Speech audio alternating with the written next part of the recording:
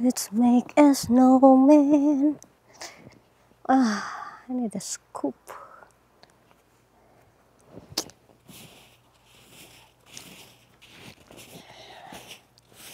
Daisy, come here.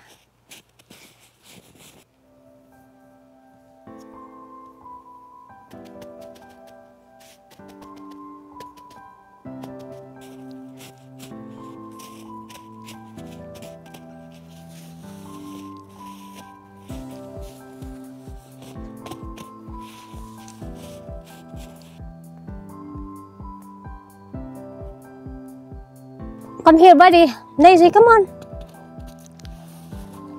Imbis na yung mga anak ko ang mag-enjoy sa snow dito sa labas, gagawa ng snowman at maglalaro, ay ayun, ayaw lumabas. Malamig daw. Akalain mo yan, ha? Born and raised pa yan dito sa Amerika, pero ayaw ng snow. Malamig daw. Wala kasi silang ngayon pasok sa school nila dahil sa snow. Pinapalabas ko. Sabi ko, labas kayo, maglaro kayo kasi yung ibang mga bata nasa labas, yung mga kapitbahay naglalaro ng snow. Sagot nila, no. Yung ginagawa, natutulog. Ako tuloy ang nandito sa labas, naglalaro. Daisy, come here! Kasama ko ang mga aso, si Daisy at si Buddy. Pero ayaw lumapit sa akin. Andun lang sila sa gilid-gilid naglalaro. Snowman ko, kailan pa kaya ito matatapos? Parang naninigas na mga kamay ko. Pinagtawanan pa naman ako sa aking asawa.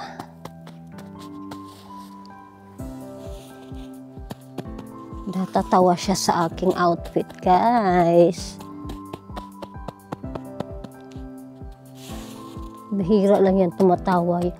Itong asawa ko, bihira lang talaga yan tumatawa. Napaka-stricto kasi.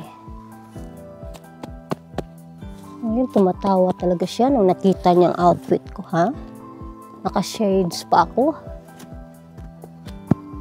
Na-entertain ko siya ng Hey! Good boy! Hey! Snowman! You want cold? You want the cold? You want the cold? Paano ba gumawa ng snowman, guys? Parang bundok itong ginagawa ko. Bundok ang ginagawa ko, hindi snowman. Ewan ko lang. Tulo ng ilong ko, guys. Hindi pa na forma itong aking snowman. Hey! Oop! Buddy, here. Here. Catch it. Catch. Look. Look, Daisy. Whoa. Whoa. Look. Whoa. Here. Whoa. Whoa. Ready. Whoa. Here. Here. Oh. Ewan ko anong nangyari dito sa aking snowman. Tumatanda na ako, di pa rin ako marunong gumawa ng snowman. Pag nakikita ako sa mga kapitbahay ko, siguradong matatawa itong mga ito. Akalain mo ang mga anak hindi gumagawa ng snowman, pero ang nanay andito sa labas. Gumagawa. Tapos mali-mali pang pagkagawa. Hindi ko nga mapurma eh. Ang laki ng lieg na aking snowman. Come on. Now. Come here.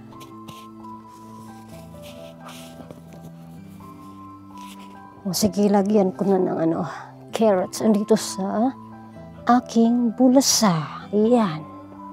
Ulo ng aking snowman, hindi ko maano yung carrots malagay lagay sa loob. Puputulin ko na lang. Ay! Hey! Hello guys! Kumusta? Magandang tanghali sa lahat. Sana okay ang lahat, no? At maganda ang inyong mga tanghali kung saan man kayo. So ako ngayon, okay lang, medyo pagod. Maglilinis ako dito sa closet ngayon dahil itong aso namin, yung corgi namin na si Buddy, for some reason, pinaka-paborito niyang area na matulog siya ay dito sa ilalim ng aking mga damit dito sa loob ng walk-in closet namin. Ewan ko lang. Diyan talaga siya sa ilalim, matulog. Minsan, pag hindi ko siya nakikita dito sa ibang area ng bahay, dito ko yan makikita palagi.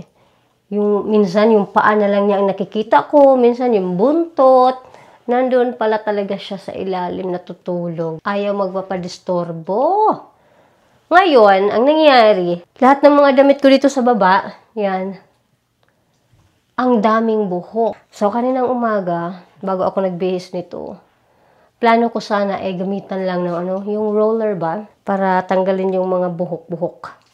Kaso lang, napagod din ako kasi parang lahat ng mga damit ko dito, pantalon o ano pa yan, marami talagang buhok. I mean, makapal ang buhok. Tsaka yung amoy ba, amoy aso. Sabi ko, parang may naaamoy ako na hindi maganda. Kaya tanggalin ko lahat, lalabhan ko, at siguro from now on, isara ko na itong closet namin para hindi na ako magulit-ulit pa. Sobrang love na love ko kasi itong aso na to, kaya hinayaan ko na lang dyan. Kasi, maganda naman yung kaniyang pagtulog dyan. Pero ngayon, sabi ko, ay naku, parang hindi maganda. Kasi parang ako ang nahihirapan, kaya yung paulit-ulit ko na lang gagawin itong mga tulad nito, maglinis ng damit dahil alam niyo na, mabuhok. Ay. So ito, ay nako, ang mga bathrobes ko ay daming buhok. Oh, sus. Marami akong lalabhan ito. Itong mga sweaters. Ay, naku. Yan. Kailangan kong labhan ito, guys. Dahil iba na talaga yung niya. Amoy. Ang gagawin ko nito, pagkatapos kong malabhan ang mga ito, ay kailangang isara ko na itong pinto. Para hindi na maulit. Kaya maghanap ka na ng ibang area na gusto mong pagtaguan, buddy. Saan ba yung aking laundry basket?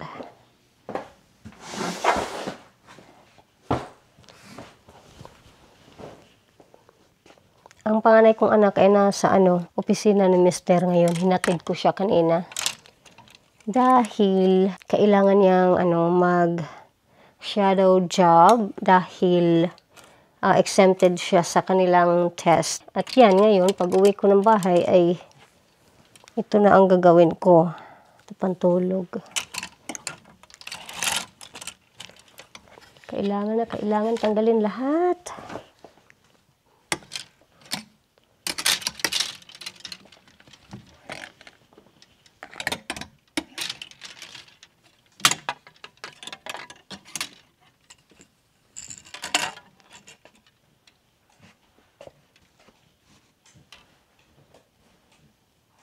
Yan si Buddy. Yung buhok niya sobrang makapal. Tsaka parang karayom kung makatusok sa balat mo. Hindi yung klaseng anong tawag doon, malambot na balahibo. Pag nakikita niyo itong laman ng closet ko, lang, parang konting kulay lang ang makikita nyo, guys. Lahat ng mga ko dito, damit ay pare-pareho ang kulay. Pula, pink, dark pink,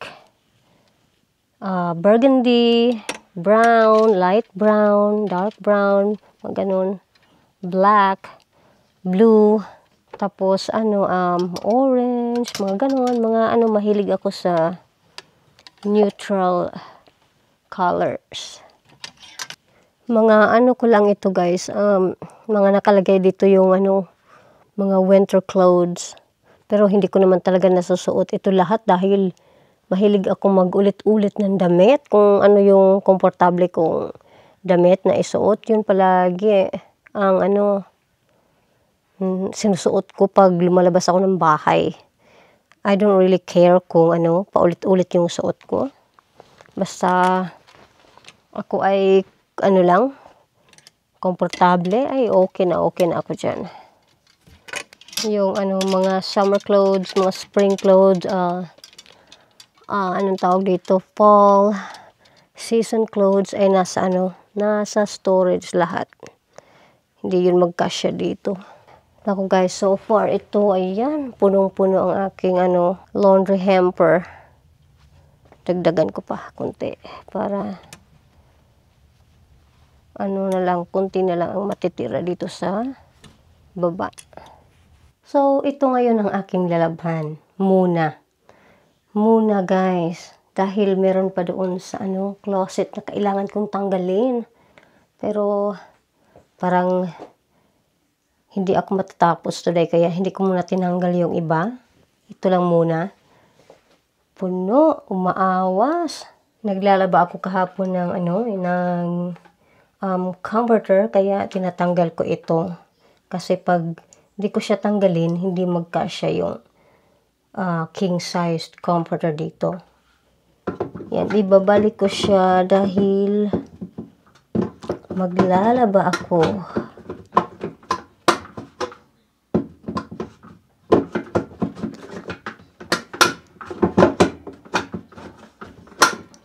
Lock. Ayan, locked na. Good. Gusto ko sana ipakita sa inyo kung gaano kakapal yung buhok ni Buddy. Ayan, para siyang iwan ko lang kung makikita nyo ha. Siguro pag ginaganon ko. Darker color. Sa background.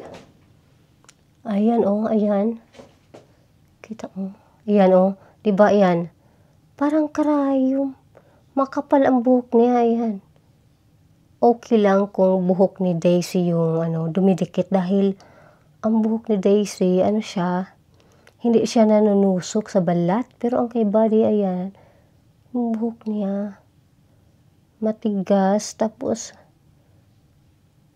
pag nanunusok sa balat, ay wagas. Grabe. Hindi ka talaga maging komportable.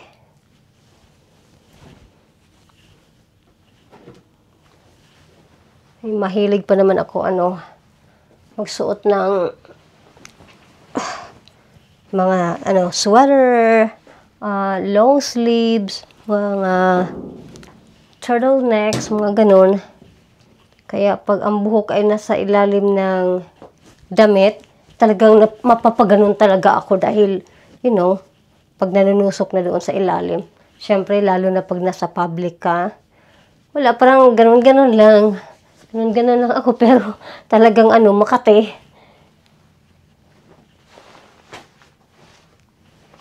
Yan.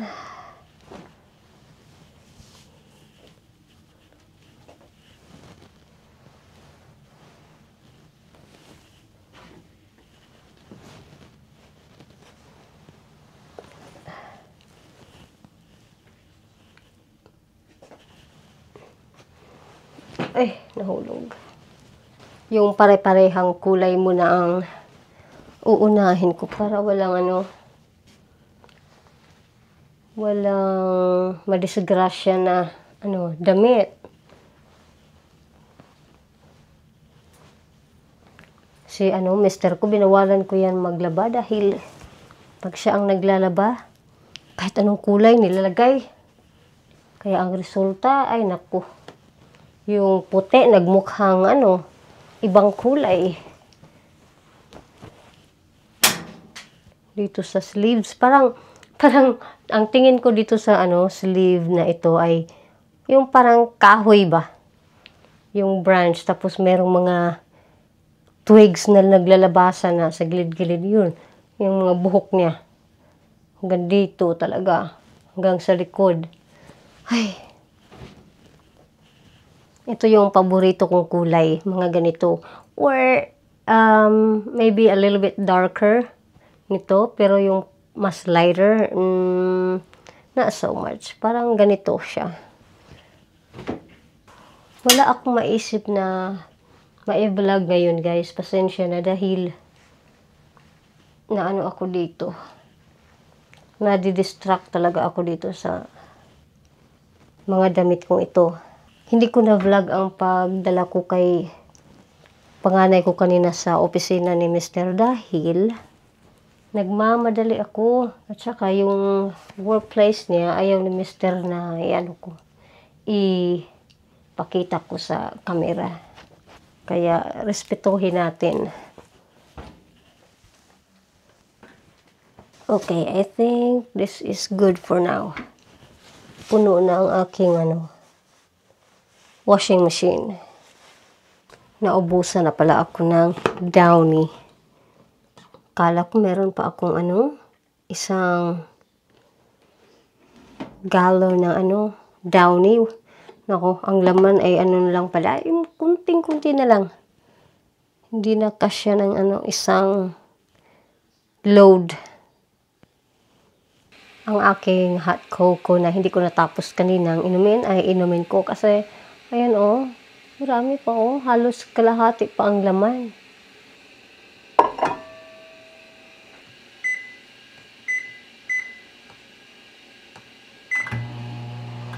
Buddy, do you wanna go out? Bud. Hindi nakikinig ang aking corgi. Buddy, do you wanna go out? Siya na lang daw lalabas. Come on, let's go. Come on. Come on, bud. Do you wanna go out? Here comes Buddy. Buddy boo. Come on. Daisy wants to go out. Come on. All right, go.